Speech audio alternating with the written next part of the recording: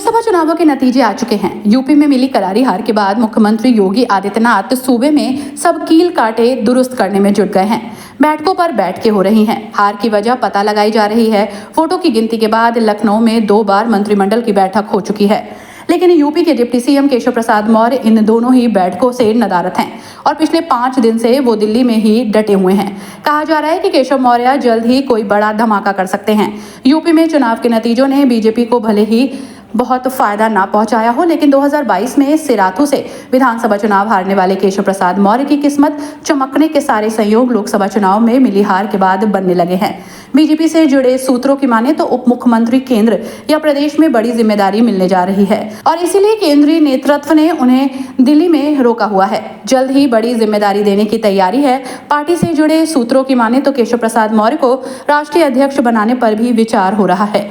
केशव प्रसाद मौर्य से जेपी नड्डा और बीएल संतोष की भी बात हो चुकी है।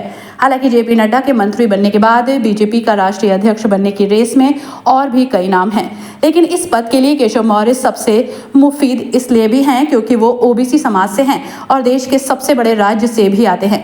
केशव प्रसाद मौर्य के नाम के साथ ही विनोद तावड़े, फग्गन सिंह कुलस्ते, अनुराग ठाकुर और सुनील बंसल का नाम भी अध्यक्ष पद की रेस में है।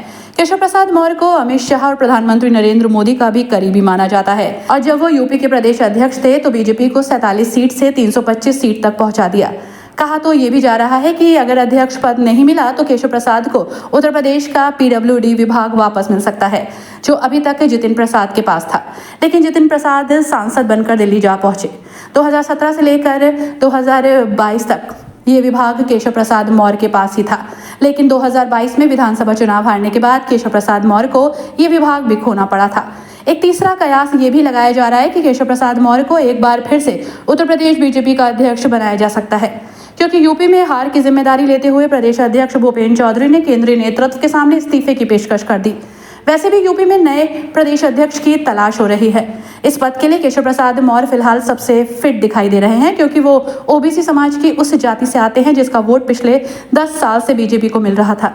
लेकिन इस लोकसभा चुनाव में वो मौर्य समाज का 70% वोट इंडिया गठबंधन के पास चला गया।